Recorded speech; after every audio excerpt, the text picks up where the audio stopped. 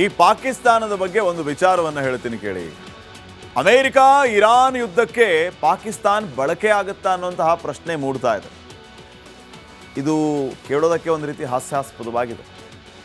ಪಾಕಿಸ್ತಾನದ ಪಕ್ಕದಲ್ಲಿರುವಂಥ ಬಲೂಚಿಸ್ತಾನನ್ನ ಇವರು ಕಂಟ್ರೋಲ್ ತಗೊಳಕ್ ಆಗ್ತಾ ಇಲ್ಲ.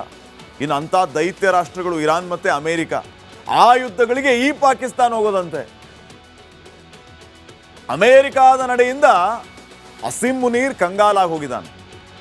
ಒಂದು ವೇಳೆ ಇರಾನ್ ಮೇಲೆ ಅಮೆರಿಕ ದಾಳಿ ಮಾಡಿದರೆ ಪಕ್ಕಾ ಪಾಕಿಸ್ತಾನದ ಜಮೀನು ಬಳಸಿ ದಾಳಿ ಮಾಡುತ್ತಂತೆ. ಪಾಕ್ ಏರ್ಬೇಸ್ಗಳನ್ನು ಈಗಾಗಲೇ ಡೊನಾಲ್ಡ್ ಟ್ರಂಪ್ ಕೇಳುತ್ತಿದ್ದಾರಂತೆ. ಡೊನಾಲ್ಡ್ ಟ್ರಂಪ್ ಬೇಡಿಕೆಗೆ ಇಲ್ಲ ಅನ್ನುವಂತೆಯೂ ಇಲ್ಲ. ಇಲ್ಲ ಅಂದು ನೋಡಲಿ ಇವರು. ಟ್ರಂಪ್ಗೆ ಗೊತ್ತಿದೆ, ಡೊನಾಲ್ಡ್ ಟ್ರಂಪ್ ಬೇಡಿಕೆಯನ್ನು ಕೂಡ ಒಪ್ಪುವಂತೆ ಇಲ್ಲ. ಒಂದು ರೀತಿ ಅಡಕತ್ತರಿಯಲ್ಲಿ ಸಿಕ್ಕೊಂಡಂಥ ಪರಿಸ್ಥಿತಿ. ಅಮೆರಿಕ ಮಾತನ್ನ ಕೇಳಿದ್ರೆ ಇರಾನ್ನ ಆಕ್ರೋಶಕ್ಕೆ ಗುರಿಯಾಗಬೇಕಾಗತ್ತೆ. ಭಾಯಿ ಕಂಟ್ರೀಸ್. ಇಸ್ರೇಲ್ ರೀತಿ ಪಾಕ್ ಟಾರ್ಗೆಟ್ ಮಾಡ್ಕೊಳ್ಳುತ್ತೆ, ಪಾಕನ್ನು ಕೂಡ ಇಸ್ರೇಲ್ ರೀತಿ ಟಾರ್ಗೆಟ್ ಮಾಡ್ಕೊಂಡ್ಬಿಟ್ರೆ ಅನ್ನುವಂಥದ್ದು ಇರಾನ್. ಸೊ ಪಾಕಿಸ್ತಾನದಲ್ಲಿ ಆಂತರಿಕ ಕಲಹ ಮಾಡಿಸ್ತಾರೆ ಖಮೇನಿ. ಪಾಕಿಸ್ತಾನದಲ್ಲಿ 30% ಶಿಯಾ ಮುಸಲ್ಮಾನರಿದ್ದಾರೆ.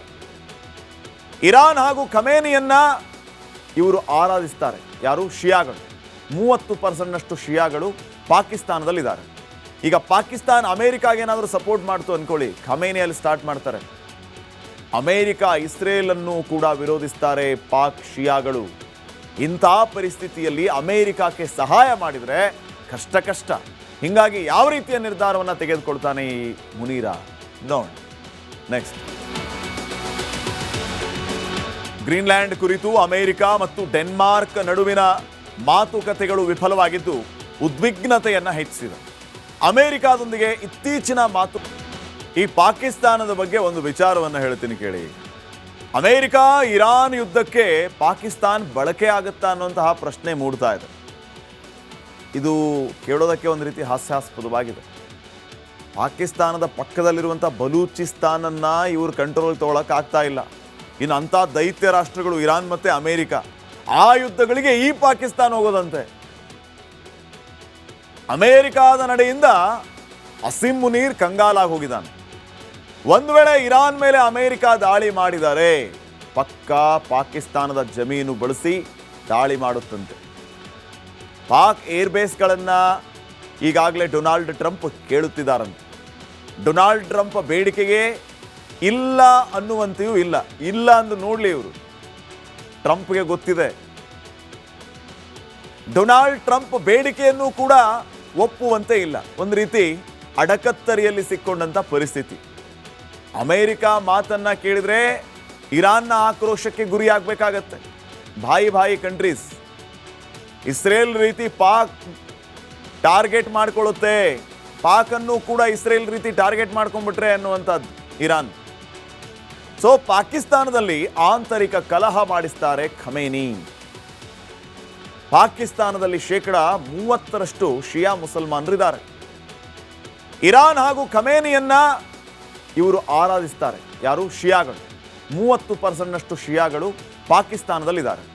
ಈಗ ಪಾಕಿಸ್ತಾನ ಅಮೆರಿಕಾಗೆ ಏನಾದರೂ ಸಪೋರ್ಟ್ ಮಾಡ್ತು ಅನ್ಕೊಳ್ಳಿ, ಖಮೇನಿಯಲ್ಲಿ ಸ್ಟಾರ್ಟ್ ಮಾಡ್ತಾರೆ. ಅಮೆರಿಕ ಇಸ್ರೇಲ್ ಅನ್ನು ಕೂಡ ವಿರೋಧಿಸ್ತಾರೆ ಪಾಕ್ ಶಿಯಾಗಳು. ಇಂಥ ಪರಿಸ್ಥಿತಿಯಲ್ಲಿ ಅಮೆರಿಕಕ್ಕೆ ಸಹಾಯ ಮಾಡಿದರೆ ಕಷ್ಟ. ಹೀಗಾಗಿ ಯಾವ ರೀತಿಯ ನಿರ್ಧಾರವನ್ನು ತೆಗೆದುಕೊಳ್ತಾನೆ ಈ ಮುನೀರ ನೋಡಿ. ನೆಕ್ಸ್ಟ್, ಗ್ರೀನ್ಲ್ಯಾಂಡ್ ಕುರಿತು ಅಮೆರಿಕ ಮತ್ತು ಡೆನ್ಮಾರ್ಕ್ ನಡುವಿನ ಮಾತುಕತೆಗಳು ವಿಫಲವಾಗಿದ್ದು ಉದ್ವಿಗ್ನತೆಯನ್ನು ಹೆಚ್ಚಿಸಿದೆ. ಅಮೆರಿಕದೊಂದಿಗೆ ಇತ್ತೀಚಿನ ಈ ಪಾಕಿಸ್ತಾನದ ಬಗ್ಗೆ ಒಂದು ವಿಚಾರವನ್ನು ಹೇಳ್ತೀನಿ ಕೇಳಿ. ಅಮೆರಿಕ ಇರಾನ್ ಯುದ್ಧಕ್ಕೆ ಪಾಕಿಸ್ತಾನ ಬಳಕೆ ಆಗುತ್ತಾ ಅನ್ನುವಂತಹ ಪ್ರಶ್ನೆ ಮೂಡ್ತಾ ಇದೆ. ಇದು ಕೇಳೋದಕ್ಕೆ ಒಂದು ರೀತಿ ಹಾಸ್ಯಾಸ್ಪದವಾಗಿದೆ. ಪಾಕಿಸ್ತಾನದ ಪಕ್ಕದಲ್ಲಿರುವಂಥ ಬಲೂಚಿಸ್ತಾನನ್ನ ಇವರು ಕಂಟ್ರೋಲ್ ತಗೊಳಕ್ ಆಗ್ತಾ ಇಲ್ಲ. ಇನ್ನು ಅಂಥ ದೈತ್ಯ ರಾಷ್ಟ್ರಗಳು ಇರಾನ್ ಮತ್ತು ಅಮೆರಿಕ, ಆ ಯುದ್ಧಗಳಿಗೆ ಈ ಪಾಕಿಸ್ತಾನ ಹೋಗೋದಂತೆ. ಅಮೆರಿಕಾದ ನಡೆಯಿಂದ ಅಸಿಂ ಮುನೀರ್ ಕಂಗಾಲಾಗಿ ಹೋಗಿದ್ದಾನೆ. ಒಂದು ವೇಳೆ ಇರಾನ್ ಮೇಲೆ ಅಮೆರಿಕ ದಾಳಿ ಮಾಡಿದರೆ ಪಕ್ಕಾ ಪಾಕಿಸ್ತಾನದ ಜಮೀನು ಬಳಸಿ ದಾಳಿ ಮಾಡುತ್ತಂತೆ. ಪಾಕ್ ಏರ್ಬೇಸ್ಗಳನ್ನು ಈಗಾಗಲೇ ಡೊನಾಲ್ಡ್ ಟ್ರಂಪ್ ಕೇಳುತ್ತಿದ್ದಾರಂತೆ. ಡೊನಾಲ್ಡ್ ಟ್ರಂಪ್ ಬೇಡಿಕೆಗೆ ಇಲ್ಲ ಅನ್ನುವಂತೆಯೂ ಇಲ್ಲ. ಇಲ್ಲ ಅಂದು ನೋಡಲಿ ಇವರು. ಟ್ರಂಪ್ಗೆ ಗೊತ್ತಿದೆ ಡೊನಾಲ್ಡ್ ಟ್ರಂಪ್ ಬೇಡಿಕೆಯನ್ನು ಕೂಡ ಒಪ್ಪುವಂತೆ ಇಲ್ಲ. ಒಂದು ರೀತಿ ಅಡಕತ್ತರಿಯಲ್ಲಿ ಸಿಕ್ಕೊಂಡಂತ ಪರಿಸ್ಥಿತಿ. ಅಮೆರಿಕ ಮಾತನ್ನ ಕೇಳಿದ್ರೆ ಇರಾನ್ನ ಆಕ್ರೋಶಕ್ಕೆ ಗುರಿಯಾಗಬೇಕಾಗತ್ತೆ. ಭಾಯಿ ಕಂಟ್ರೀಸ್. ಇಸ್ರೇಲ್ ರೀತಿ ಪಾಕ್ ಟಾರ್ಗೆಟ್ ಮಾಡ್ಕೊಳ್ಳುತ್ತೆ. ಪಾಕ್ ಅನ್ನು ಕೂಡ ಇಸ್ರೇಲ್ ರೀತಿ ಟಾರ್ಗೆಟ್ ಮಾಡ್ಕೊಂಡ್ಬಿಟ್ರೆ ಅನ್ನುವಂಥದ್ದು ಇರಾನ್. ಸೊ ಪಾಕಿಸ್ತಾನದಲ್ಲಿ ಆಂತರಿಕ ಕಲಹ ಮಾಡಿಸ್ತಾರೆ ಖಮೇನಿ. ಪಾಕಿಸ್ತಾನದಲ್ಲಿ 30% ಶಿಯಾ ಮುಸಲ್ಮಾನರಿದ್ದಾರೆ. ಇರಾನ್ ಹಾಗೂ ಖಮೇನಿಯನ್ನ ಇವರು ಆರಾಧಿಸ್ತಾರೆ. ಯಾರು? ಶಿಯಾಗಳು. 30%ನಷ್ಟು ಶಿಯಾಗಳು ಪಾಕಿಸ್ತಾನದಲ್ಲಿದ್ದಾರೆ. ಈಗ ಪಾಕಿಸ್ತಾನ ಅಮೆರಿಕಾಗೆ ಏನಾದರೂ ಸಪೋರ್ಟ್ ಮಾಡ್ತು ಅನ್ಕೊಳ್ಳಿ, ಖಮೇನಿಯಲ್ಲಿ ಸ್ಟಾರ್ಟ್ ಮಾಡ್ತಾರೆ. ಅಮೆರಿಕ ಇಸ್ರೇಲ್ ಅನ್ನು ಕೂಡ ವಿರೋಧಿಸ್ತಾರೆ ಪಾಕ್ ಶಿಯಾಗಳು. ಇಂಥ ಪರಿಸ್ಥಿತಿಯಲ್ಲಿ ಅಮೆರಿಕಕ್ಕೆ ಸಹಾಯ ಮಾಡಿದರೆ ಕಷ್ಟ. ಹೀಗಾಗಿ ಯಾವ ರೀತಿಯ ನಿರ್ಧಾರವನ್ನು ತೆಗೆದುಕೊಳ್ತಾನೆ ಈ ಮುನೀರಾ ನೋಡಿ. ನೆಕ್ಸ್ಟ್, ಗ್ರೀನ್ಲ್ಯಾಂಡ್ ಕುರಿತು ಅಮೆರಿಕ ಮತ್ತು ಡೆನ್ಮಾರ್ಕ್ ನಡುವಿನ ಮಾತುಕತೆಗಳು ವಿಫಲವಾಗಿದ್ದು ಉದ್ವಿಗ್ನತೆಯನ್ನು ಹೆಚ್ಚಿಸಿದೆ. ಅಮೆರಿಕದೊಂದಿಗೆ ಇತ್ತೀಚಿನ ಈ ಪಾಕಿಸ್ತಾನದ ಬಗ್ಗೆ ಒಂದು ವಿಚಾರವನ್ನು ಹೇಳ್ತೀನಿ ಕೇಳಿ. ಅಮೆರಿಕ ಇರಾನ್ ಯುದ್ಧಕ್ಕೆ ಪಾಕಿಸ್ತಾನ ಬಳಕೆ ಆಗುತ್ತಾ ಅನ್ನುವಂತಹ ಪ್ರಶ್ನೆ ಮೂಡ್ತಾ ಇದೆ. ಇದು ಕೇಳೋದಕ್ಕೆ ಒಂದು ರೀತಿ ಹಾಸ್ಯಾಸ್ಪದವಾಗಿದೆ. ಪಾಕಿಸ್ತಾನದ ಪಕ್ಕದಲ್ಲಿರುವಂಥ ಬಲೂಚಿಸ್ತಾನನ್ನ ಇವರು ಕಂಟ್ರೋಲ್ ತಗೊಳಕ್ ಆಗ್ತಾ ಇಲ್ಲ. ಇನ್ನು ಅಂಥ ದೈತ್ಯ ರಾಷ್ಟ್ರಗಳು ಇರಾನ್ ಮತ್ತೆ ಅಮೆರಿಕ, ಆ ಯುದ್ಧಗಳಿಗೆ ಈ ಪಾಕಿಸ್ತಾನ ಹೋಗೋದಂತೆ. ಅಮೆರಿಕಾದ ನಡೆಯಿಂದ ಅಸಿಮ್ ಮುನೀರ್ ಕಂಗಾಲಾಗಿ ಹೋಗಿದ್ದಾನೆ. ಒಂದು ವೇಳೆ ಇರಾನ್ ಮೇಲೆ ಅಮೆರಿಕ ದಾಳಿ ಮಾಡಿದರೆ ಪಕ್ಕಾ ಪಾಕಿಸ್ತಾನದ ಜಮೀನು ಬಳಸಿ ದಾಳಿ ಮಾಡುತ್ತಂತೆ.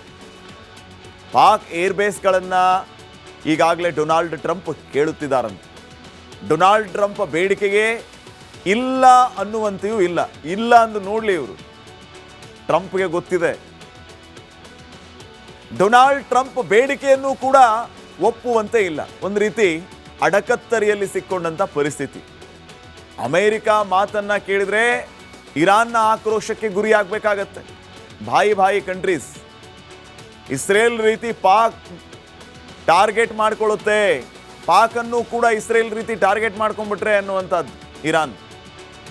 ಸೊ ಪಾಕಿಸ್ತಾನದಲ್ಲಿ ಆಂತರಿಕ ಕಲಹ ಮಾಡಿಸ್ತಾರೆ ಖಮೇನಿ. ಪಾಕಿಸ್ತಾನದಲ್ಲಿ 30% ಶಿಯಾ ಮುಸಲ್ಮಾನರಿದ್ದಾರೆ. ಇರಾನ್ ಹಾಗೂ ಖಮೇನಿಯನ್ನ ಇವರು ಆರಾಧಿಸ್ತಾರೆ. ಯಾರು? ಶಿಯಾಗಳು. 30%ನಷ್ಟು ಶಿಯಾಗಳು ಪಾಕಿಸ್ತಾನದಲ್ಲಿದ್ದಾರೆ. ಈಗ ಪಾಕಿಸ್ತಾನ ಅಮೆರಿಕಾಗೆ ಏನಾದರೂ ಸಪೋರ್ಟ್ ಮಾಡ್ತು ಅನ್ಕೊಳ್ಳಿ, ಖಮೇನಿಯಲ್ಲಿ ಸ್ಟಾರ್ಟ್ ಮಾಡ್ತಾರೆ. ಅಮೆರಿಕ ಇಸ್ರೇಲ್ ಅನ್ನು ಕೂಡ ವಿರೋಧಿಸ್ತಾರೆ ಪಾಕ್ ಶಿಯಾಗಳು. ಇಂಥ ಪರಿಸ್ಥಿತಿಯಲ್ಲಿ ಅಮೆರಿಕಕ್ಕೆ ಸಹಾಯ ಮಾಡಿದರೆ